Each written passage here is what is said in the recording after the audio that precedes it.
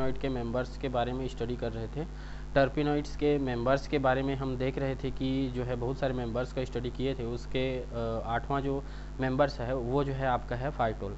Phytol के बारे में देखें तो इसका इंट्रोडक्शन हम बता सकते हैं कि इंट्रोडक्शन में फाइटोल जो होता है वह असाइक्लिक डाई टर्पेनॉइड्स होते हैं। असाइक्लिक डाई टर्पेनॉइड्स कहने का मतलब है यह साइकिल नहीं होगा और जो है टर्पेनॉइड्स में जो है इसमें 2 आइसोप्रीन यूनिट जो है वो उपस्थित होने चाहिए। अब इसमें देखें तो ऑकरेंस इसकी देख लेते हैं। तो ये जो है क्लोरोफिल के साथ में उपस्थित रहता है फाइटोल्स जो होता है वो, और जो है यह एल्केलाइन हाइड्रोलिसिस जब करते हैं क्लोरोफिल का तब जो है हम लोग इसको एक्सट्रैक्ट कर सकते हैं। तो नॉर्मली जो है फाइटोल जो है वह क्लोरोफिल के साथ में ही उपस्थित रहता है। तो इसके सेपरेटली रूप से इसको सेपरेट करने के लिए जो है हम लोग क्लोरोफिल का एल्केलाइन हाइड्रोलिसिस करना पड़ता है। इसके बाद इसका प्रॉपर्टीज़ देख लेते हैं। तो प्रॉपर्टीज़ में हम बता सकते हैं कि यह एडिशन टू क्लोरोफिल या क्लोरोफिल के साथ में एडेटिव होता है, और ये जो है विटामिन ई और विटामिन के साथ भी इन्वॉल्व होता है।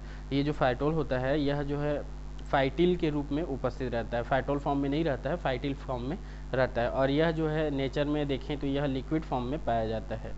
अब इसका कॉन्स्टिट्यूशन देखें तो कॉन्स्टिट्यूशन में हम लोग सबसे पहले इसका देख लेते हैं मॉलिक्यूलर फार्मूला। तो मॉलिक्यूलर फार्मूला में इसमें देखें तो ये होता है C20H40O होता है इसका मॉलिक्यूलर फार्मूला। और इसका डिटर्मिनेशन हम कैसे कर सकते हैं, तो मॉलिक्यूलर वेट डिटर्मिनेशन के द्वारा कर सकते हैं, और साथ ही साथ जो है एलिमेंटल एनालिसिस के द्वारा भी जो है इसका डिटर्मिनेशन किया जा सकता है। एक्सरे डिफ्रैक्शन हो, न्यूट्रॉन डिफ्रैक्शन हो, तो इन टेक्निक स्पेक्ट्रोस्कोपिक टेक्निक का यूज़ करके हम लोग जो है इनका मॉलिक्यूलर फार्मूला का जो है डिटर्मिनेशन हम लोग कर सकते हैं। अब इसमें आगे देखते हैं प्रेजेंस ऑफ डबल बॉन्ड। तो प्रेजेंस ऑफ डबल बॉन्ड में हम लोग देखें तो प्रेजेंस ऑफ डबल बॉन्ड के बेसिस पर इसको बताया जा सकता है कि जैसे हम पिछले मेंबर्स में करते आए हैं कि इसका हाइड्रोजिनेशन कर दें, ब्रोमिनेशन कर दें, तो उससे हम लोग को डबल बॉन्ड की जो उपस्थिति है इसके बारे में पता चल जाता था। इसी प्रकार से यहाँ भी हम लोग देख सकते हैं कि जो फाइटोल होता है उसका जो है हाइड्रोजिनेशन करते हैं, तो हाइड्रोजिनेशन करने पर हमको जो है C20H42O प्राप्त होता है। और ये C20H42O, और इसमें देखें तो इसका मॉलिक्यूलर फार्मूला होता है C20H40। तो इसमें जो है 2 हाइड्रोजन का एडिशन हो रहा है, 2 हाइड्रोजन का एडिशन हो रहा है, मतलब इसमें जो है 1 डबल बॉन्ड की उपस्थिति होगी। तो इसमें जो है सिर्फ और सिर्फ 1 डबल बॉन्ड की उपस्थिति पाई जाती है। इसमें इसका सेचुरेशन देखते हैं। तो सेचुरेशन ऑफ हाइड्रोकार्बन, इसमें उपस्थित जो हाइड्रोकार्बन है उनका सेचुरेशन तो फाइटोल में बताया जा सकता है कि फाइटोल जो होता है उसका फॉर्मूला हम लोग को पता है C20H40O होता है। ये कंटेन है 1 डबल बॉन्ड होता है, मतलब 2 हाइड्रोजन इसमें ऐड हो सकता है। तो इसके बेसिस पर जो है 2 हाइड्रोजन ऐड हो रहा है, इसलिए इसका मॉलिक्यूलर फार्मूला जो होगा वो C20H42 होगा। और C20H42 में हम इसको जब हम एल्केन के फार्मूला से इसको जब हम डिराइव करें तो जो है एल्केन का फार्मूला दे सकता है CnH2n+2 फार्मूला को यह लागू करता है। CnH2n फार्मूला को लागू करने से हमको ये यहाँ से कंफर्म हो जाता है कि यह जो कंपाउंड होगा फाइटोल जो होगा वह असाइक्लिक कंपाउंड होगा। अब इसमें उपस्थित जो ऑक्सीजन है उनका जो है हम लोग नेचर देख लेते हैं। तो इसमें उपस्थित ऑक्सीजन के बारे में देखें तो यहाँ पे हम लोग इसका केमिकल रिएक्शन के डायरेक्ट देख सकते हैं। तो जैसे हम लोग क्या करते हैं, जो फाइटोल होता है इस फाइटोल का जो है जब हम जो है क्रोमिक ऑक्साइड या फिर जो है फास्फोरस पेंटाक्लोराइड के साथ जब इसका ऑक्सीडेशन करते हैं तो ऑक्सीडेशन करने पर जो है हमको फाइटेनिक एसिड प्राप्त होता है। फाइटेनिक एसिड प्राप्त होता है तो इससे हमको ये कंफर्म हो जाता है कि यहाँ पे हम देखें तो जो OH ग्रुप है वह ये हायर ऑक्सीडाइजिंग जो एजेंट है आपका क्रोमिक ऑक्साइड और जो है आपका पोटेशियम पेंटाक्लोराइड, तो ये फास्फोरस पेंटाक्लोराइड के साथ में यह जो है ऑक्सीडेशन कर जाता है, और ऑक्सीडेशन करके क्या देता है तो ये जो है फाइटेनिक एसिड जो है वो प्राप्त होता है। तो इससे जो है हम बता सकते हैं कि इसमें जो उपस्थित जो आपका OH ग्रुप होगा वह प्राइमरी एल्कोहल के रूप में उपस्थित होगा, ऐसा यहाँ से हम लोग आइडेंटिफाइड कर सकते हैं। तो अभी तक हम लोग को पता चल गया कि जो है यह फाइटोल जो होता है उसका मॉलिक्यूलर फार्मूला C20H40 और जो है वो होता है, और इसका जो यह असाइक्लिक होता है। असाइक्लिक होने के साथ साथ इस पर जो O जो होता है उसका नेचर कैसा होता है, तो वो जो है हाइड्रोक्सिल ग्रुप का नेचर रखता है। और वो भी कैसा हाइड्रोक्सिल, तो प्राइमरी। और इस प्राइमरी हाइड्रोक्सिल ग्रुप को एक्सप्लेन करने के लिए जो है हम लोग इसमें और जो है कुछ इसमें ट्रीटमेंट कर लेते हैं। उसके बाद जो है ये कंफर्म हो जाएगा कि जो है यहाँ पर उपस्थित जो हाइड्रोक्सिल ग्रुप होगा वह क्या होता है, एल्कोहलिक होगा, और वो भी प्राइमरी एल्कोहल होगा। तो उसके बारे में देखें तो ये position of double bonds and primary hydroxyl group का कन्फर्मेशन के लिए हम लोग जो है इसका कॉन्स्टिट्यूशन देखते हैं। तो इसमें जब हम MnO2 के साथ जो है इसका रिएक्शन कराते हैं, तो रिएक्शन कराने पर जो है N एल्डिहाइड, तो ये जो है एल्डिहाइड का फॉर्मेशन करता है। एल्डिहाइड का फॉर्मेशन कर रहा है, इसका मतलब है कि यहाँ पे अगर यह प्राइमरी एल्कोहल के रूप में उपस्थित है तभी जो है यह एल्डिहाइड का फॉर्मेशन करता है। तो इससे हम लोग को पता चल जाएगा कि जो है यहाँ पे जो फाइटोल जो उपस्थित है, ये फाइटोल का जो एल्कोहलिक जो ग्रुप होगा वह कैसा होता है, तो वह 1 डिग्री एल्कोहल के रूप में उपस्थित होता है। तो इस बेसिस पर हम बता सकते हैं कि यहाँ पे जो फाइटोल पर उपस्थित जो OH ग्रुप होगा वह एल्कोहलिक जो ग्रुप है वह 1 डिग्री एल्कोहल होता है, मतलब प्राइमरी एल्कोहल होता है। दूसरा इसमें करते हैं ओजोनोलाइसिस कर देते हैं। तो ओजोनोलाइसिस करने पर ओजोनोलाइसिस कर देते हैं तो ओजोनोलाइसिस इससे जो है हमको जो है एक कीटोन प्राप्त होता है, ये फाइटोल है। फाइटोल का स्ट्रक्चर में हमको पता चल गया कि प्राइमरी एल्कोहल है और डबल बॉन्ड की उपस्थिति होगी। अभी ये कंफर्म स्ट्रक्चर हमको पता नहीं चला है। तो इसमें आगे देखते हैं, तो ये जो है कीटोन का फॉर्मेशन कर रहा है।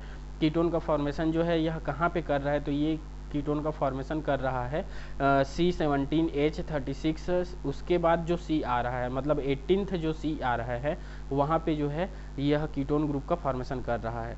अब ये कीटोन ग्रुप का फॉर्मेशन कर रहा है, इससे हमको ये कंफर्म हो जाता है कि जो 18वां जो कार्बन होगा उस 18वें कार्बन पर जो है डबल बॉन्ड की उपस्थिति होगी। तो यहाँ से भी हम लोग इसको कंफर्म कर सकते हैं कि यहाँ पे जो डबल बॉन्ड की जो उपस्थिति है वह 18वें कार्बन पर होगी। और उसके अलावा जो 2 और कार्बन है वो जो है यहाँ पे जो है ग्लिसरैल्डिहाइड के रूप में यहाँ से बाहर निकल रहे हैं। तो ग्लिसरैल्डिहाइड के रूप में बाहर निकल रहे हैं, मतलब 2 कार्बन बाहर निकल रहा है। तो मतलब ये इससे जो है कंफर्म हो जाता है कि इसमें उपस्थित जो डबल बॉन्ड होगा उसका पोजीशन जो है वो 18वें कार्बन पर होगा। तो यही चीज़ यहाँ पे कंफर्म किया हुआ है कि जो 18वां जो कीटोनिक ग्रुप हमको प्राप्त हुआ है, जब इस 18वें कीटोनिक ग्रुप को 18वां जो कार्बन पर उपस्थित जो कीटोनिक ग्रुप है इसका जब हम जो है NaOBr के साथ में या KOBr के साथ में जब इसका हम लोग रिएक्शन करते हैं, तो रिएक्शन करने पर जो है ऑक्सीडेशन हो रहा है। यहाँ पे ऑक्सीडाइजिंग एजेंट है, ऑक्सीडाइजिंग एजेंट होने के कारण से ये ऑक्सीडाइज करेगा। ऑक्सीडाइज करके यह जो है किस में चेंज हो रहा है, तो यह जो है एसिड में चेंज करा रहा है और साथ ही साथ ब्रोमोफॉर्म दे रहा है। तो ब्रोमोफॉर्म वाला जो है इससे पहले भी हम लोग देख चुके हैं कि ब्रोमोफॉर्म कब देता है। तो ब्रोमोफॉर्म के बेसिस पर हम बताए थे कि जब वह प्राइमरी एल्कोहलिक ग्रुप रहता था तब जो है वह ब्रोमोफॉर्म के लिए जो है कीटोनिक ग्रुप होता था। कीटोनिक ग्रुप जो है वह ब्रोमोफॉर्म जो है देता था। तो उसके बेसिस पर यहाँ पे हम लोग कंफर्म कर सकते हैं। तो इसलिए जो है फाइटोल का जो पार्शियल स्ट्रक्चर होगा वो पार्शियल स्ट्रक्चर हम लोग इस प्रकार से रिप्रेजेंट कर सकते हैं। ये स्ट्रक्चर होगा आपका C16H33, C और C से जुड़ा हुआ जो है आपका एक मेथिल ग्रुप, और मेथिल ग्रुप के साथ साथ जो है इसमें और जो है प्राइमरी एल्कोहल जो है वो जुड़े होंगे। तो इसका जो पार्शियल स्ट्रक्चर है वो हम इस प्रकार से इसमें आइडेंटिफाइड कर सकते हैं कि इसका जो पार्शियल स्ट्रक्चर होगा वो पार्शियल स्ट्रक्चर ऐसा होगा।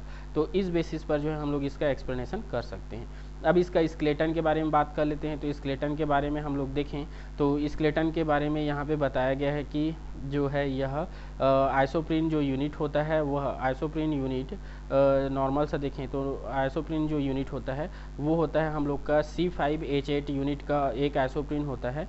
तो इसी बेसिस पर जो है इसमें उपस्थित जो C20H40O जो होंगे वो किस प्रकार से अरेंजमेंट में होते हैं। तो वो जो है उनका अरेंजमेंट देखें तो उनका अरेंजमेंट जो है हम लोग इस प्रकार से बताया जा सकता है। ये एक ही आइसोप्रीन यूनिट, ये दूसरा आइसोप्रीन यूनिट, ये तीसरा आइसोप्रीन यूनिट और ये चौथा आइसोप्रीन यूनिट।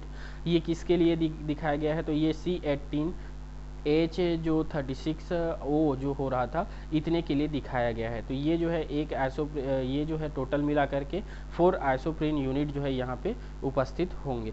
तो इसका जो कन्फर्मेशन है ये आइसोप्रीन यूनिट का, इसको जो है हम लोग इसके सिंथेसिस के द्वारा जो है वो भी बता सकते हैं कि ये किस प्रकार के आइसोप्रीन यूनिट रखते हैं।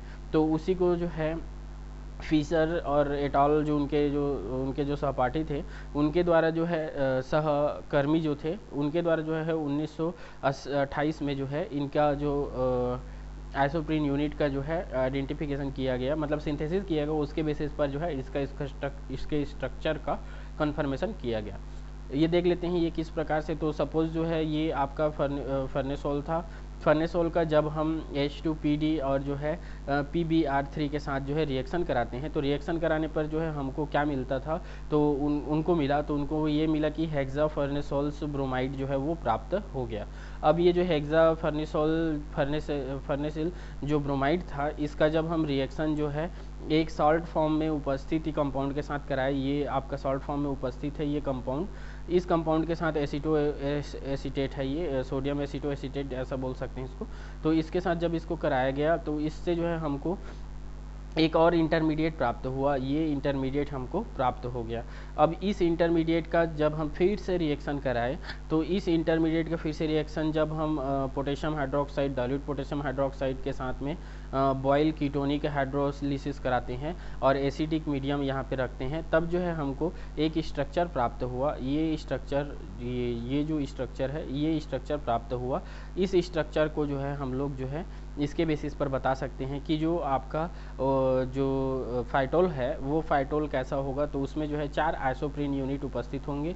एक आइसोप्रीन, ये वाला एक आइसोप्रीन, ये वाला दूसरा आइसोप्रीन यूनिट, ये वाला तीसरा आइसोप्रीन यूनिट, और ये जो कीटोन जो बना है ये चौथा आइसोप्रीन यूनिट। तो इस बेसिस पर जो है फाइटोल का जो स्ट्रक्चर है, फाइनल स्ट्रक्चर, वो फाइनल स्ट्रक्चर हम लोग जो है इस प्रकार से आइडेंटिफाई कर सकते हैं कि यहाँ पे देखें तो ये फर्स्ट, ये सेकेंड, ये थर्ड और ये फोर्थ आइसोप्रीन यूनिट जो है इसमें उपस्थित होंगे। और जब इसको हम लोग जो है 3 डायमेंशनल स्ट्रक्चर में दिखाएंगे तो इस प्रकार से इसको दिखाया जा सकता है, मतलब वेज रिप्रेजेंटेशन में अगर दिखाते हैं तो इस प्रकार से इसको दिखाया जा सकता है।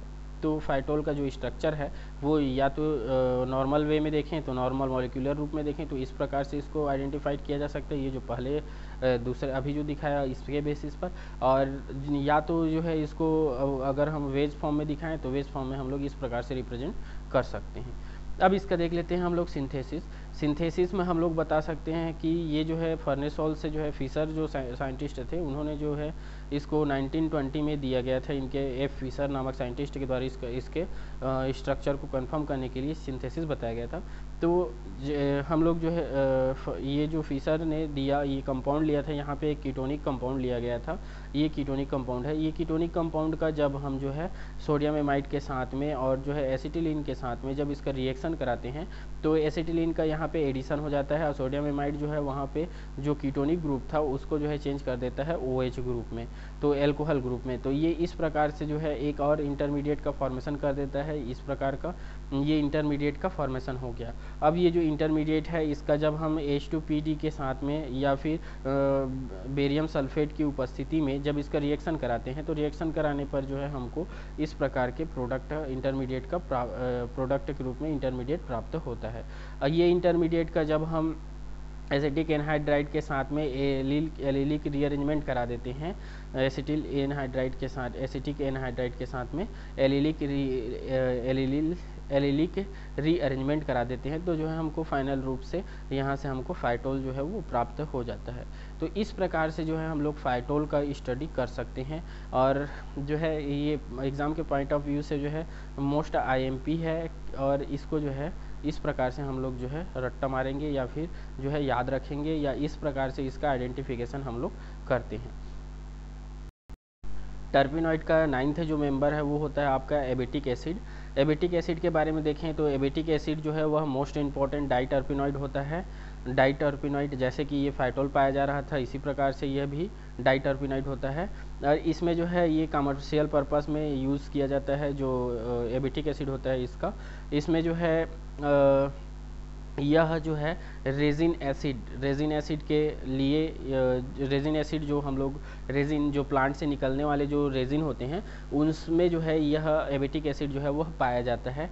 और ये जो है मेनली जो है पाइनस नामक जो प्लांट होता है उसमें जो है, और जो है साथ ही साथ ये लेरिक्स नामक जो प्लांट है, एबिस नामक जो प्लांट है, इनके जो है जो गोंद टाइप के निकलते हैं, जो पस निकलता है या गोंद जो निकलता है, उसमें जो है इन ट्रीज में ये पाया जाता है। ये लेरिक्स जो ट्री है इसको जो है लॉन्च ट्री के नाम से भी जाना जाता है। तो फाइनली रूप से हम कहें तो इसका जो मेनली जो सोर्स है वह है पाइनस होता है, लार्च या फिर लेरिक्स जो है उसमें पाया जाता है। अब इसका ऑकरेंस देखते हैं, तो ऑकरेंस में हम बताया जाता है कि ये जो है रेजिन जो होता है या फिर जो क्लोरोफाइनी होता है, क्लोरोफेनी, उसमें जो है यह उपस्थित रहता है, उससे इसको एक्सट्रैक्ट किया जाता है। और यह जो है स्ट्रीम डिस्टिलेशन के द्वारा जो है रेजिन का जब हम स्टील डिस्टिलेशन करते हैं तब जो है वहाँ से हमको लार्ज मात्रा में जो है एबिटिक एसिड जो है वह प्राप्त हो जाता है। इसकी प्रॉपर्टीज़ देखें तो प्रॉपर्टीज़ में हम बता सकते हैं कि जो एबिटिक एसिड होता है यह नेचुरल रूप से ऑकरेंस नहीं होता है, यह जो है रेजिन जो होता है प्लांट के उनके साथ में यह कंबाइन रूप से पाया जाता है, इसलिए इसको जो है हम लोग बोल सकते हैं कि यह नेचुरली ऑकरिंग नहीं है। इसको जो है प्रिकॉशर ड्यूरिंग द कलेक्शन, इसको जो है बोला जाए कि इसका जो है हम लोग रेजिन का जब डिस्टिलेशन करते हैं तो तभी जो है ये एबिटिक एसिड का जो है हम लोग कलेक्शन कर सकते हैं और स्टोर और जो है ओले रेजिन के रूप में इसका जो है ओले रेजिन जो होता है उसके साथ में ओले रेजिन पाया जाता है, उसका जब हम स्टीम डिस्टिलेशन करेंगे तभी हमको जो है एबिटिक एसिड जो है वो प्राप्त हो पाएगा। तो इस प्रकार से जो है इसका जो है ऑकरेंस किया जाता है, आइसोलेशन किया जाता है और इसकी यह प्रॉपर्टीज़ है। यह भी लिक्विड फॉर्म में होता है क्योंकि रेजिन जो होता है वह लिक्विड नेचर का होता है, लिक्विड फॉर्म में रहता है, मतलब जेल फॉर्म में रहता है। तो जेल फॉर्म में रहता है तो इसमें भी हम लोग बता सकते हैं कि यह भी जो है लिक्विड फॉर्म में पाया जाता है, जैसे कि फाइटोल पाया जाता था उसके बेसिस पर। अब इसका जो है हम लोग कॉन्स्टिट्यूशन देख लेते हैं एबिटिक एसिड का। तो एबिटिक एसिड का जो सबसे पहले देख लेते हैं हम लोग मॉलिक्यूलर फार्मूला। तो मॉलिक्यूलर फार्मूला में हम लोग बता सकते हैं कि मॉलिक्यूलर फार्मूला जो होगा आपका वो होगा C20H30O2 के फार्मूला रखता है। और ये फार्मूला जो है मॉलिक्यूलर वेट डिटर्मिनेशन के द्वारा निकाला जा सकता है या फिर जो है एलिमेंटल एनालिसिस के द्वारा जो है ये फार्मूला को हम लोग आइडेंटिफाइड कर सकते हैं, इसके मॉलिक्यूलर फार्मूला का। इसमें देखें तो इसका डबल बॉन्ड का देखते हैं, इसमें कितने डबल बॉन्ड प्रेजेंट होंगे उसके बेसिस पर। तो इसमें जो है डबल बॉन्ड की उपस्थिति के लिए हम लोग जो है इसका जो है हाइड्रोजिनेशन कर देते हैं निकिल की उपस्थिति में। तो हाइड्रोजिनेशन करने पर जो है हमको जो है यहाँ पे टेट्राहाइड्रो एबिटिक एसिड प्राप्त होता है। टेट्राहाइड्रो एबिटिक एसिड प्राप्त हो रहा है मतलब इसमें जो है डबल बॉन्ड की संख्या जो है 2 डबल बॉन्ड जो है इसकी उपस्थिति होगी। तो इस प्रकार से हम बता सकते हैं कि जब हम निकिल के साथ इसका रिएक्शन करा दिए, निकिल की उपस्थिति में जब इसका हाइड्रोजिनेशन करा दिए तो यहाँ से हमको जो है C20H34O2 प्राप्त हो रहा है जो कि टेट्राहाइड्रो एबिटिक एसिड होता है। और एबिटिक एसिड का फॉर्मूला देखे थे अभी C20H30O2 होता था ये। तो इस बेसिस पर जो है हम लोग यहाँ पे कंफर्म कर सकते हैं कि यहाँ पे उपस्थिति डबल बॉन्ड की कितनी होगी, तो 2 होगी इसमें ऑक्सीजन की डबल बॉन्ड की उपस्थिति। अब देखते हैं हम लोग नेचर ऑफ ऑक्सीजन। तो ऑक्सीजन जो है वो 2 पाया जा रहा था और जो है इसकी उपस्थिति कैसी होगी इसको देखने के लिए जो है जब हम इसका रिएक्शन हम लोग सोडियम बाइकार्बोनेट के साथ करा देते हैं। सोडियम बाइकार्बोनेट के साथ जब एसिड का रिएक्शन कराते हैं तो आपको पता ही है क्या होता है। तो यहाँ से जो है CO2 गैस जो है वो रिमूव होता था। मतलब नॉर्मली जब हम टेस्ट करते हैं तो नॉर्मली टेस्ट में भी जब सोडियम बाइकार्बोनेट के साथ में एसिड ग्रुप का जब रिएक्शन कराया जाता है तब जो है वहाँ से क्या होता है तो CO2 गैस जो है इफर्वेसेंस करता था। तो इससे हम लोग बता सकते हैं कि इस जो स्ट्रक्चर है इसमें जो दोनों ऑक्सीजन होंगे वो दोनों ऑक्सीजन कैसे होंगे, तो वो जो है कार्बोक्सिलिक नेचर के होंगे, कार्बोक्सिलिक नेचर के। तो कार्बोक्सिलिक नेचर के होने के कारण से यहाँ से हमको पता चल जाता है कि एक C एक H और 2 ऑक्सीजन ये कार्बोक्सिलिक ग्रुप बनाएंगे। तो इसमें अब कार्बन की संख्या और जो है हाइड्रोजन की संख्या, ये गलती से लिखा गया है, ये H होगा। H की संख्या जो है 29 होगी, हाइड्रोजन की संख्या 29 और कार्बन की संख्या जो है वो क्या होगी 19 होगी। और जो है इसमें एक कार्बन ये कार्बोक्सिलिक एसिड पर उपस्थित रहेगा और इसके साथ साथ 2 ऑक्सीजन और 1 हाइड्रोजन। तो इस प्रकार से जो है एबिटिक एसिड का नॉर्मल जो स्ट्रक्चर हम बता सकते हैं वो हो सकता है C19H29 COOH। तो ये होगा आपका एबिटिक एसिड का जो है जनरल स्ट्रक्चर। अब इसका देख लेते हैं हम लोग साइक्लाइजेशन। तो साइक्लाइजेशन के बेसिस पर हम लोग क्या बता सकते हैं, तो इसका सब्स्टिट्यूएंट के जब इसमें हाइड्रोजनेशन किए तो हाइड्रोजनेशन करने पर जो है इसमें सब्स्टिट्यूएंट जब हमको प्राप्त होता है तब इसमें हम लोग बता सकते हैं कि इसमें C+O ये ग्रुप को हटा दें तो उसके बाद भी इसमें सेचूरेटेड हाइड्रोकार्बन जो है वो सेचूरेटेड हाइड्रोकार्बन का जो फार्मूला बनेगा वो क्या बन रहा है, तो वो बन रहा है C19H34। C19H34 बन रहा है, तो यह कोरेस्पॉन्ड कर रहा है कौन से स्ट्रक्चर को, तो ये कोरेस्पॉन्ड कर रहा है CnH2n-4 कॉम्प्लेक्स वाले स्ट्रक्चर को। तो ये स्ट्रक्चर को अगर ये फॉलो कर रहा है, इसका मतलब है कि ये जो आपका जो स्ट्रक्चर होगा इसका, यह स्ट्रक्चर जो है वह ट्राईसाइक्लिक कंपाउंड के रूप में उपस्थित होगा। यह फर्स्ट मेंबर है जो कि ट्राईसाइक्लिक कंपाउंड के रूप में होता है। मतलब अभी तक में एक या दो रिंग वाले हम लोग देखे थे, इसमें जो है ट्राईसाइक्लिक मतलब 3 साइकिल जो है उपस्थित होंगे। 3 साइकिल उपस्थित होने के कारण से ही इसका जो मॉलिक्यूलर फार्मूला है, जो जनरल फार्मूला है, वह CnH2n-4 जो है पाया जाता है। तो इस प्रकार से जो है हम लोग इसमें 3 साइक्लिक होंगे, इस चीज़ को हम लोग आइडेंटिफाइड कर सकते हैं। अब इसका देख लेते हैं स्केलेटन डिटर्मिनेशन। तो स्केलेटन डिटर्मिनेशन में हम लोग जो है जब इसका क्या करते हैं, तो सेलेनियम की उपस्थिति में या पैलेडियम की उपस्थिति में या कार्बन की उपस्थिति में जब इसको हीट किया जाता है, तो हीट किया जाता है तब जो है हमको रीटेन प्राप्त होता है। रीटेन, तो रीटेन का जो स्ट्रक्चर होता है वह ट्राईसाइक्लिक 3 साइक्लिक मेंबर्ड वाला रिंग वाला जो स्ट्रक्चर होता है ये होता है। और इसका जब हम IUPAC नाम देखें तो इसके बेसिस पर इसको हम बोल सकते हैं 7 आइसोप्रोपिल 1 मेथिल जो होता है वही कहलाता है आपका रीटेन। तो इससे हमको और कंफर्म हो गया कि यहाँ पे जो उपस्थित जो ग्रुप होगा, इसमें जो उपस्थित जो रिंग होते हैं, ये रिंग कैसे होते हैं, तो इसका साइक्लिक स्केलेटन जो है वह 3 साइक्लिक मेंबर्ड स्केलेटन इसमें रीटेन के जैसा पाया जाएगा। अब इसमें देख लेते हैं हम लोग, जब इसको हम लोग क्रोमियम ट्राईऑक्साइड के साथ में जो है इसका रीटेन का जब रिएक्शन कराते हैं तो रीटेन क्विनाइड जो है वो प्राप्त होता है। रीटेन क्विनाइड प्राप्त होता है, तो रीटेन क्विनाइड प्राप्त होगा और फिर उसका ऑक्सीडेशन करा देते हैं KMnO4 के साथ में। तब जो है इसका जो है हम लोग स्ट्रक्चर अगर दिया होगा तो देख लेते हैं। हाँ, ये है एबिटिक एसिड का जब हम रिएक्शन कराते हैं सिलेनियम के साथ में हीट कराते हैं तब जो है हमको ये रीटेन प्राप्त हो गया। रीटेन का जब हम क्रोमियम ट्राईऑक्साइड के साथ में या क्रोमियम ऑक्साइड के साथ में रिएक्शन कराते हैं तो रिएक्शन कराने पर हमको जो है रीटेन क्विनाइड प्राप्त हो गया ये। और रीटेन क्विनाइड का जब हम बेसिक मीडियम में KMnO4 के साथ में रिएक्शन करा देते हैं तो जो है हमको ये 4th प्रोडक्ट प्राप्त हो रहा है। ये 4th प्रोडक्ट का जब हम फिर से ऑक्सीडेशन करा देते हैं, फिर से ऑक्सीडेशन कराने पर जो है हमको जो है इस प्रकार के एक इंटरमीडिएट प्राप्त होते हैं, जिसमें जो है ये 4th प्रोडक्ट में क्या था तो इसको थोड़ा सा देख लेते हैं। यहाँ पे जो है क्या अंतर आया, तो यहाँ पे ये जो आइसोप्रिन टाइप का आइसोप्रोपिल ग्रुप दिख रहा है, ये आइसोप्रिल जो है जब इसका ऑक्सीडेशन हुआ है तो ऑक्सीडेशन से हमको जो है यहाँ पे एल्कोहलिक ग्रुप प्राप्त हो गया है, ये एल्कोहलिक ग्रुप।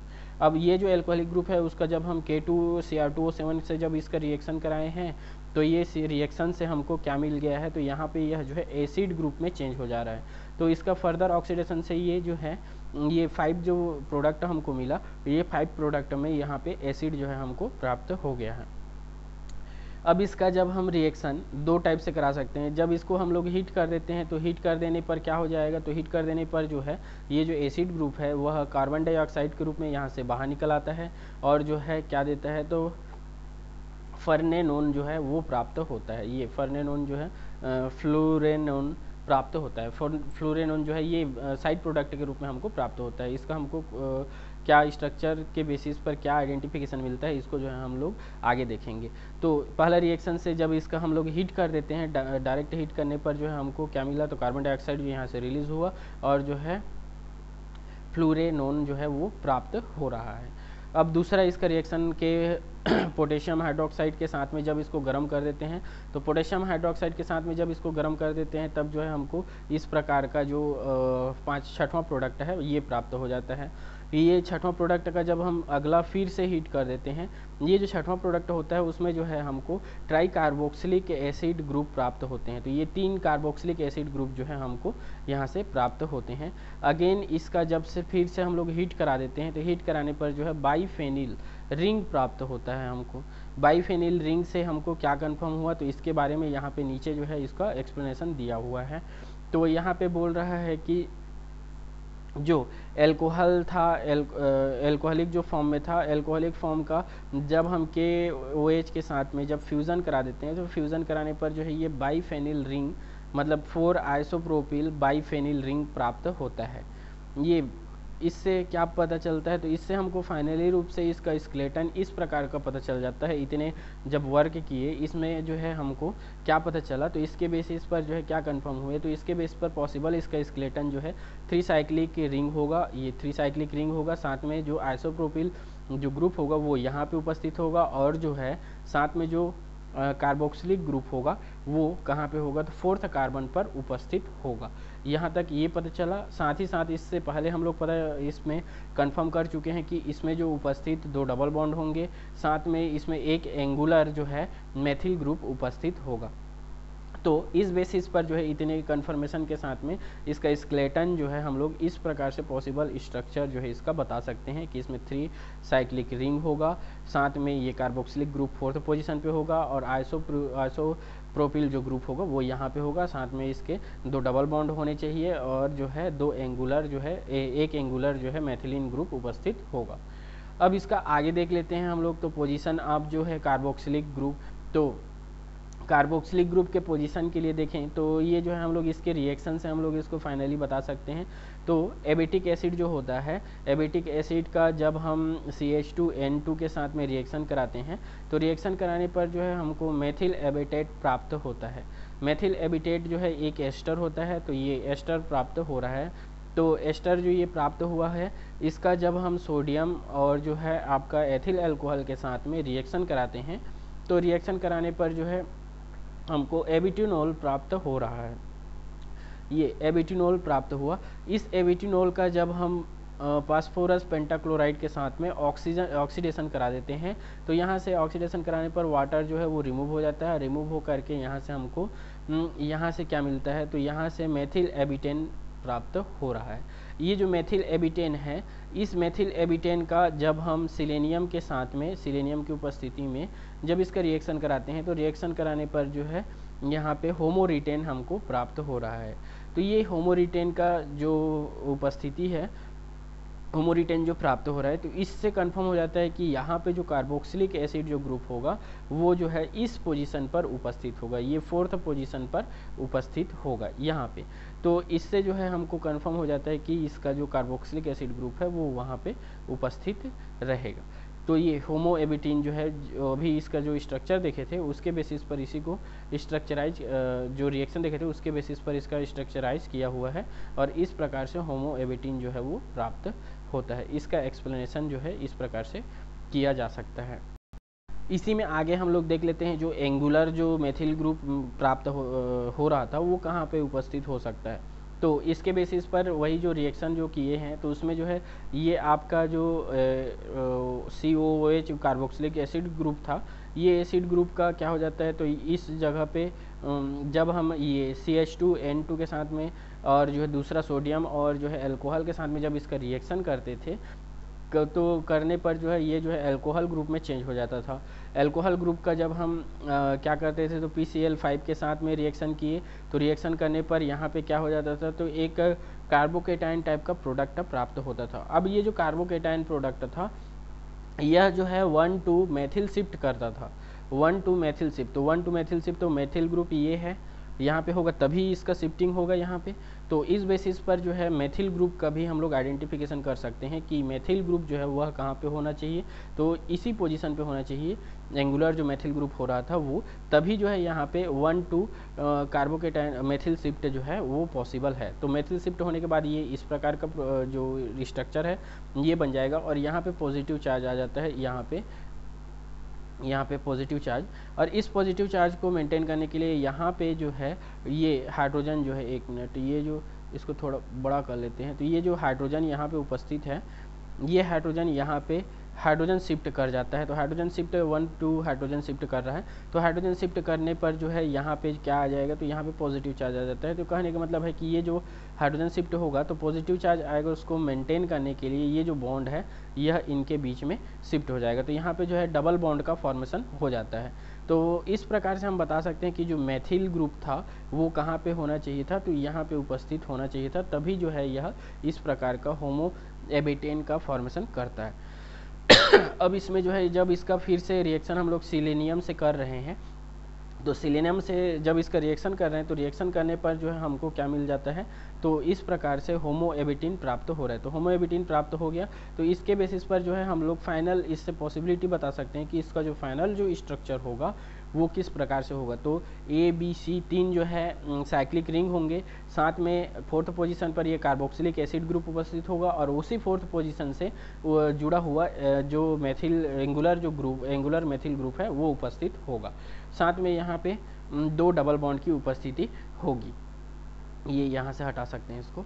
तो इस प्रकार से जो है इसमें जो ग्रुप हैं वो उपस्थित हो सकते हैं। अब जो है अच्छा सॉरी, यहाँ पे एंगुलर मेथिल नहीं, वो मेथिल ग्रुप एक और जो है सब्स्टिट्यूएंट है वो उसके बारे में बात की है। इसके साथ में एक और एंगुलर मेथिल ग्रुप जो है इसका आइडेंटिफिकेशन देखें, तो यहाँ पे बता रहा है कि जो पोजीशन ऑफ एंगुलर मेथिलिन जो मेथिल ग्रुप है वो कहाँ पे उपस्थित होगा। तो ये किस प्रकार से देख सकते हैं, तो इसमें बताया जा सकता है कि ये जो उपस्थिति है इसका जब हम ये इसी के स्ट्रक्चर के द्वारा समझ लेते हैं, तो ये इतना आइडेंटिफिकेशन हम लोग बता दिए कि इसमें जो है 2 डबल बॉन्ड और होंगे और साथ में 1 एंगुलर मेथिल ग्रुप की उपस्थिति होगी। जब इसका हम लोग रिएक्शन जो है KMnO4 के साथ में रिएक्शन करा देते हैं तो इससे जो है 2 प्रोडक्ट हमको प्राप्त होते हैं। एक प्रोडक्ट जो है ये 11th प्रोडक्ट है और ये जो है 12th प्रोडक्ट है। ये दोनों प्रोडक्ट प्राप्त हो रहे हैं, और ये दोनों प्रोडक्ट का हम लोग अलग से फिर से सिलेनियम, इसमें क्या होता है तो दोनों के दोनों क्या होते हैं, तो ट्राई कार्बोक्सिलिक एसिड वाले 2 अलग अलग प्रोडक्ट प्राप्त हो रहे हैं। अब ये दोनों पर जब हम सिलेनियम का रिएक्शन करा देते हैं तो दोनों से हमको जो है इस प्रकार के पहला जो प्रोडक्ट होगा वो ऐसा प्राप्त होगा, और दूसरे से जो प्राप्त प्रोडक्ट होगा वो ऐसा होगा। तो इस बेसिस पर हम बता सकते हैं कि जो एंगुलर जो मेथिल ग्रुप है वह कहाँ पे उपस्थित हो सकता है। तो यहाँ पे देखें तो दोनों में कॉमन ये मेथिल ग्रुप की उपस्थिति दिखा रहा है, तो दोनों में कॉमन है, लेकिन इसमें ये वाला मेथिल ग्रुप है और ये वाला मेथिल ग्रुप है, ये नहीं है यहाँ पे। तो नहीं होने के कारण से ये वाला मेथिल ग्रुप की एंगुलर मेथिल ग्रुप पॉसिबल नहीं है। तो एंगुलर मेथिल ग्रुप जो है वह रिंग के बीच में एंगुलर के रूप में सिर्फ और सिर्फ कहाँ पे पॉसिबल है, तो ये वाला मेथिल ग्रुप और ये वाला मेथिल ग्रुप ही पॉसिबल है। तो इससे जो है हम लोग बता सकते हैं कि ये रिंग जो है इस रिंग में क्या होता है, तो ये जो एक ए रिंग था ये बी रिंग था, ए और बी के रिंग के बीच में जो एंगुलर जो पोजीशन है वहाँ पे जो है वह मेथिल ग्रुप की उपस्थिति पॉसिबल है। तो इस बेसिस पर जो है फाइनल जो इसका स्ट्रक्चर है, इस फाइनल स्ट्रक्चर को हम लोग क्या बता सकते हैं, तो ये फाइनल स्ट्रक्चर के बारे में हम बता सकते हैं कि इसमें जो है ए बी सी 3 रिंग होंगे, साथ में जो है फोर्थ पोजीशन से एक मेथिल ग्रुप और जो है एक कार्बोक्सिलिक ग्रुप जुड़े होंगे, और जो है ए और बी रिंग के बीच में जो ज्वाइंट पॉइंट है वहाँ पे जो है एंगुलर मेथिल उपस्थित होगा, और आइसोप्रिल ग्रुप जो है वो इसके बारे में बताए थे कि सी रिंग पर जो है इस पोजीशन पे उपस्थित होगा, और जो है साथ ही साथ इसमें जो है 2 डबल बॉन्ड की उपस्थिति होगी। तो ये जो है इसका लगभग फाइनल जो स्ट्रक्चर है उसको हम लोग स्ट्रक्चराइज बता सकते हैं कि इस प्रकार से इसका एबेटिक एसिड का स्ट्रक्चर होगा। अब इसमें देख लेते हैं जो 2 डबल बॉन्ड हैं वो किस प्रकार के डबल बॉन्ड होंगे। तो ये जो डबल बॉन्ड हैं इनका आइडेंटिफिकेशन करने के लिए हम लोग जो है यूवी स्पेक्ट्रोस्कोपी का यूज़ करते हैं। तो इससे हमको जो है क्या मिलता है, तो इसका जो है लैम्डा मैक्स हमको प्राप्त होता है 298 nm पर, और जो है इसका ई मैक्सिमा प्राप्त होता है 16,000 पर। तो इन वैल्यू से हम बता सकते हैं कि यहाँ पर जो उपस्थित जो ग्रुप होगा वह ये किसके लिए जो है प्राप्त होता है, तो ये जो है कंजुगेटेड डबल बॉन्ड ये इस प्रकार के ब्यूटाडाइइन के सिस्टम के लिए जो है हमको यह वैल्यू प्राप्त होता है। तो ये वैल्यू से हम बता सकते हैं कि इसमें जो उपस्थित डबल बॉन्ड होंगे वह कैसे होंगे, तो वो जो है कंजुगेशन में उपस्थित होंगे। तो कंजुगेशन में उपस्थित होंगे तो इसी का एक्सप्लेनेशन जो है ये बताया गया है कि इस प्रकार से कि वह जो ग्रुप होगा वो जो डबल बॉन्ड होंगे वो या तो कार्बन 12 और कार्बन 13 पर उपस्थित हो सकते हैं, तो इसमें अगर ऐसे उपस्थिति बताएंगे तो यहाँ पे कंजुगेशन नहीं हो पाएगा, क्योंकि देखें जैसे मान लीजिए इसको 12 दे देते हैं तो 13 यही होगा, तो एक डबल बॉन्ड यहाँ, एक डबल बॉन्ड यहाँ, तो ये जो है एनुलिन सिस्टम बन जाता है, तो इसमें यह पॉसिबिलिटी नहीं है। तो इसलिए बताया जा सकता है कि यह जो उपस्थिति है वह कार्बन 12 और कार्बन 13 पर नहीं होगा। तो किस पर हो सकता है, तो कार्बन 13 और कार्बन 14 पर हो सकता है डबल बॉन्ड। तो इसके बारे में देखें तो यह भी कंटिन्यूसली आ जा रहा है कि 13 और 14, तो 13 और 14 पर भी यह पॉसिबल नहीं है। तो यहाँ पे हम ये बता सकते हैं कि जो डबल बॉन्ड का जो पोजीशन है वह पोजीशन क्या होगा, तो वो डबल बॉन्ड का जो पोजीशन होगा वह क्या होगा, तो वो डबल बॉन्ड का पोजीशन जो है यहाँ से 7 और 8 पर एक डबल बॉन्ड होंगे, 7 और 8 पर डबल बॉन्ड होते हैं, और साथ ही साथ एक डबल बॉन्ड जो है 13 और 14 पर होंगे। तो इसके जो ये कन्फर्मेशन जो स्ट्रक्चर है इसके बेसिस पर हम जो है इस प्रकार से इसका पॉसिबल स्ट्रक्चर के बारे में बता सकते हैं कि इसका पॉसिबल स्ट्रक्चर ये होगा, रिंग ए, रिंग बी, रिंग सी। रिंग बी में एक डबल बॉन्ड होगा और वो भी 7th और 8 पोजीशन पर, और जो है रिंग सी में जो है दूसरा डबल बॉन्ड होगा वो 13 और 14 पोजीशन पर, और 14 पोजीशन से ही जुड़ा हुआ आपका जो आइसोप्रोपिल ग्रुप है वो उपस्थित होगा। साथ ही साथ देखे थे रिंग ए पर जो उपस्थित 4th कार्बन था उस 4th कार्बन पर एक मेथिल ग्रुप और जो है एक जो है कार्बोक्सिलिक ग्रुप जो है उपस्थित होंगे। साथ ही साथ हम देखे थे कि जो एंगुलर मेथिल ग्रुप था वह क्या था, तो joint of A and B ring के बीच में जो है एक जो मेथिल ग्रुप है वो उपस्थित होगा। तो इस प्रकार से फाइनल रूप से हम बताएं तो फाइनल रूप से हम बोल सकते हैं कि जो एबिटिक एसिड का जो स्ट्रक्चर है वह कैसा होगा, तो एबिटिक एसिड का स्ट्रक्चर जो है ये होता है। अब इसका देख लेते हैं हम लोग सिंथेसिस। तो सिंथेसिस में भी हम लोग ये बता सकते हैं किस प्रकार से होगा। तो सिंथेसिस के बारे में देखें तो सिंथेसिस देख लेते हैं। तो एबिटिक एसिड का सिंथेसिस के लिए क्या करते हैं, तो हम लोग बीटा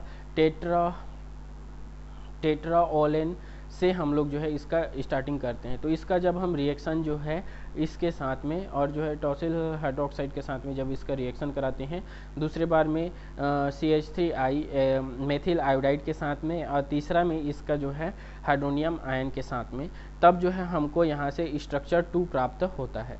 ये स्ट्रक्चर 2 प्राप्त होता है। अब इस स्ट्रक्चर 2 का जब हम रिएक्शन जो है इसके साथ में करा देते हैं, तो इसके साथ जब रिएक्शन कराते हैं तो ये आकर के उसमें ऐड हो जाएगा। ऐड होकर के ये तीसरा रिंग, अभी तक 2 रिंग थे, अब ये जो है तीसरा रिंग का फॉर्मेशन करेगा। तो ये तीसरा रिंग जो है ये थर्ड टाइप का स्ट्रक्चर ये देता है, ये थर्ड स्ट्रक्चर देता है।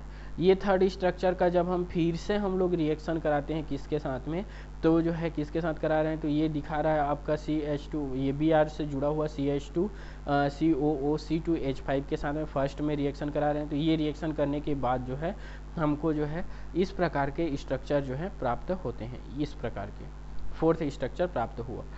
अब ये जो 4th स्ट्रक्चर है आपका, इस 4th स्ट्रक्चर का जब हम इनके साथ में रिएक्शन करा देते हैं, HS है CH2 थ्राइस है CSH, और या तो BF3 के साथ में इसका रिएक्शन करा देते हैं। तो रिएक्शन कराने पर यहाँ पे देखें तो ये SH जो ग्रुप है यह प्रोटेक्टिंग ग्रुप होता है।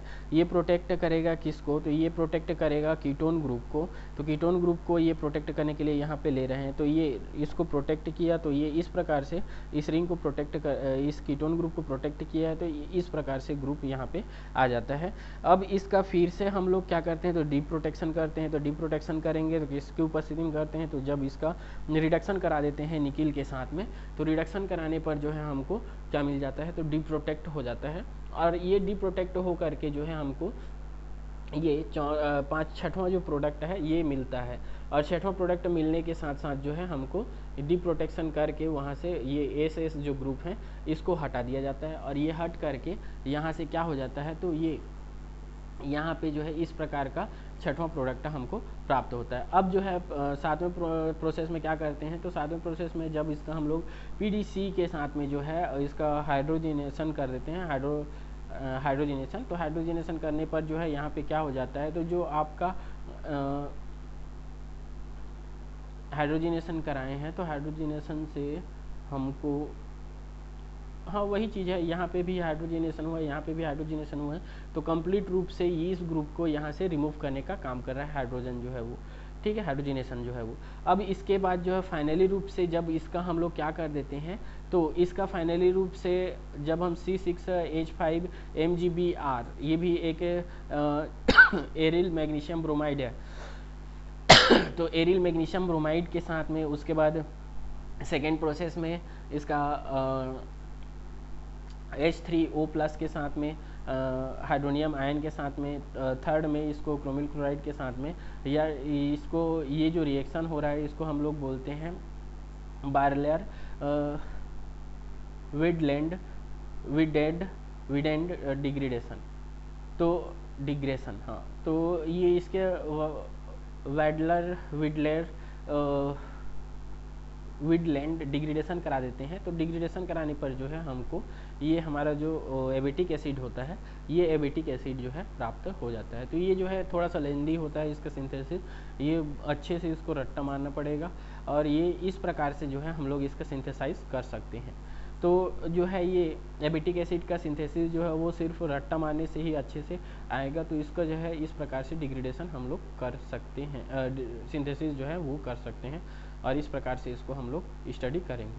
अब इसमें आगे जो देख लेते हैं कि ये आपका बॉर्बियर विडलैंड डिग्रेडेशन क्या होता है।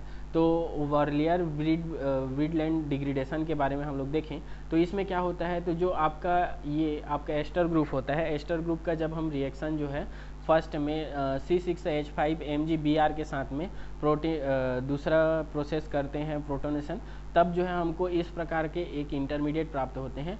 और ये इंटरमीडिएट जो है क्या करता है, तो इस इंटरमीडिएट का फिर से प्रोटोनेशन, प्रोटॉन की मतलब कहने का मतलब है एसिडिक मीडियम की उपस्थिति में जब इसको हीट करते हैं तो हीट करने पर जो है हमको इस प्रकार का प्रोडक्ट प्राप्त होता है।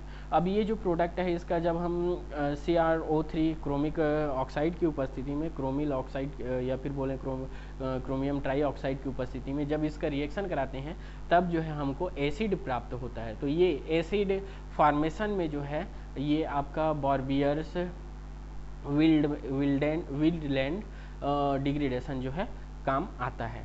तो ये इस प्रकार से जो है हम लोग एबिटिक एसिड का जो है सिंथेसिस आसानी से कर सकते हैं। अब इसमें अब एबिटिक एसिड का हम लोग देख लेते हैं इसका स्टीरियोकेमिस्ट्री। तो स्टीरियोकेमिस्ट्री के बारे में हम बता सकते हैं कि एबिटिक एसिड जो होता है जब इसको हम लोग 225 सेंटीग्रेड पर इसको गर्म करते हैं तो गर्म करने पर जो है हमको दो स्ट्रक्चर प्राप्त होते हैं, यहाँ से हीट करने पर दो स्ट्रक्चर प्राप्त होते हैं और ये दोनों स्ट्रक्चर में जो है डिहाइड्रो एबिटिक एसिड प्राप्त होता है और जो है टेट्राहाइड्रो एबिटिक एसिड प्राप्त होता है। तो डिहाइड्रो एबिटिक एसिड में जो है हम बता सकते हैं कि इनके जो है मेनली जो है दो फॉर्म पाए जा सकते हैं और ये दोनों फॉर्म जो है लगभग उसके एक ही स्ट्रक्चर के बारे में कंफर्मेशन देते हैं कि एबिटिक एसिड जो है वो किस प्रकार का हो सकता है। तो एबिटिक एसिड के बारे में यहाँ पे देखें तो ये डिहाइड्रो एबिटिक एसिड में क्या होता है, तो यहाँ पे देखें तो इन दोनों में अंतर क्या है, तो यहाँ पे जो है यह जो रिंग पाया जाता है उसका स्ट्रक्चर इस प्रकार से होता है। अब इसमें टेट्राहाइड्रो है, तो टेट्राहाइड्रो में क्या होता है, तो यहाँ पे जो ये बताया जा सकता है जैसे कि ये शायद यहाँ पे जो है ये करेक्शन करना पड़ेगा, ये गलत है यहाँ पे। तो क्या होगा इसका मेन स्ट्रक्चर, तो इसको थोड़ा सा इसको इनलार्ज करके मॉडिफाइड कर देते हैं। इसमें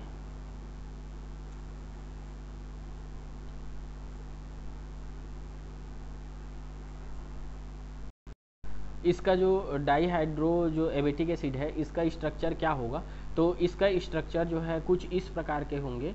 ये डबल बॉन्ड यहाँ पे नहीं होगा, ना ही ये डबल बॉन्ड होगा, ऐसा ये डबल बॉन्ड नहीं होंगे। अब इसमें देख लेते हैं ये डबल बॉन्ड नहीं होंगे तो ये किस प्रकार के होंगे, तो ये इस प्रकार का स्ट्रक्चर होगा। और इसको डिहाइड्रो एबिटिक एसिड इसलिए बोला गया है क्योंकि यहाँ जो उपस्थित जो ग्रुप हैं जैसे कि ये आपका ये यहाँ जो डबल बॉन्ड था, इस डबल बॉन्ड का यहाँ पे क्या हुआ है, तो ये ब्रेक हो गया है, यहाँ से एक हाइड्रोजन ऐड हुआ है और यहाँ पे एक हाइड्रोजन ऐड हुआ है, तो ये आपका डिहाइड्रो एबिटिक एसिड होगा। तो इसका स्ट्रक्चर जो है आप लोग जो है अपने नोट्स में सुधार लेंगे, तो ये ऐसा होगा। और दूसरा देखें तो दूसरा ये बताया जा सकता है कि इसमें यहाँ पे देखें तो यहाँ पे क्या हुआ है, तो ये टेट्राहाइड्रोएबिटिक एसिड के नाम दे रहा है। तो इसका मतलब है कि यहाँ पे एक जो डबल बॉन्ड था और यहाँ पे एक जो डबल बॉन्ड था, इन दोनों डबल बॉन्ड के जगह पे वो जो है दोनों के जगह पे यहाँ पे क्या हो गया है, तो यहाँ पे एक हाइड्रोजन का एडिशन हुआ है, यहाँ पे एक हाइड्रोजन का एडिशन, यहाँ पे एक हाइड्रोजन का एडिशन और यहाँ पे एक हाइड्रोजन का एडिशन। तो इस प्रकार से जो है ये जो आपका स्टीरियोकेमिस्ट्री है इसका, तो इसको नॉर्मली हम लोग बता सकते हैं इस बेसिस पर इसका स्ट्रक्चर जो है फाइनल रूप से आप ये बनाएंगे अपने नोट्स में, और जो है इसका जो स्ट्रक्चर है वो फाइनल रूप से आप लोग ये बनाएंगे। तो ये आपका तभी होगा आपका डिहाइड्रोएबिटिक एसिड, और जो है ये होगा डिहाइड्रोएबिटिक एसिड, और ये होगा आपका टेट्राहाइड्रोएबिटिक एसिड। तो ये स्ट्रक्चर जो है आप लोग अपने नोट्स में ड्रॉ करेंगे। तो इसी प्रकार से जो है हम लोग जो है आपका एबिटिक एसिड है या टर्पेनॉइड का जो 9th मेंबर है उसका स्टडी करते हैं। तो इसी प्रकार से आगे है आपका एक और जो है वो है कैरोटीनॉइड आ जाता है इसमें। कैरोटीनॉइड का भी स्टडी जो है इसी प्रकार से हमको करना है। तो कैरोटीनॉइड क्या होता है इसके बारे में अगले लेक्चर में हम लोग देखेंगे।